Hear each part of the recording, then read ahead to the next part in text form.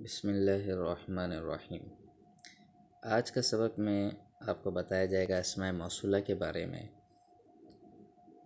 اسماء موصولہ آپ کے سامنے موجود ہیں جو کہ آپ پڑھ چکے ہیں۔ اللذی وہ ایک مرد کے، اللذانی وہ دو مرد کے، اللذینی وہ دو مرد کے،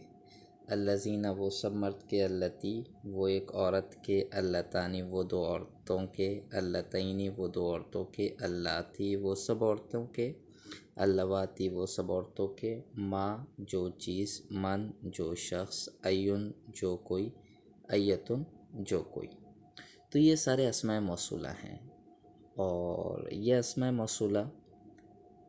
جس طریقے سے پیچھے آپ پڑھ کے آئے، مضاف اپنے مضاف کے بغیر، مبتدا خبر کے بغیر، اسی طریقے سے اسماء موصولہ اپنے صلے کے بغیر کمپلیٹ کلمے کا جز نہیں بنتا، یعنی اس سے کمپلیٹ طور پہ بات سمجھ میں نہیں آتی۔ وہ ایک مرد کے، کیا وہ ایک مرد کے، بات سمجھ میں نہیں آ رہی۔ تو یہ ہیں اسماء موصولہ آپ کے سامنے، اور اس کے اندر ایک فائدے کے طور پہ آپ کو بات بتائی جا رہی ہے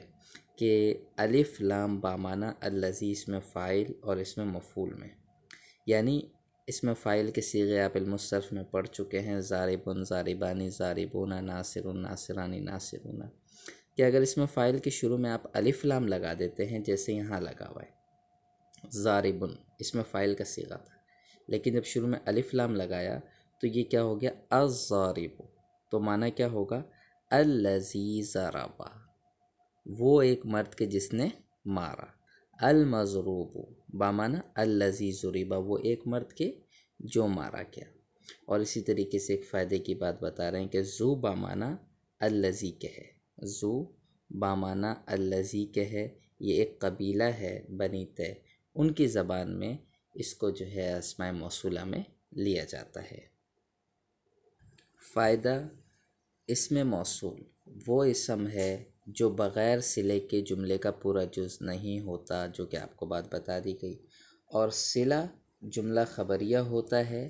کہ جس میں ضمیر موصول کی طرف لوٹنے والی ہوتی ہے۔ اب آپ دیکھیے اس کے اندر جاء الذی ابوہ عالم، اس مثال کے اندر جاء آپ کے سامنے فعل ہے، اصل سمجھانا مقصود یہاں پہ الذی اور ابوہ عالم کو ہے کہ الذی اس میں موصول ہے یہاں پر،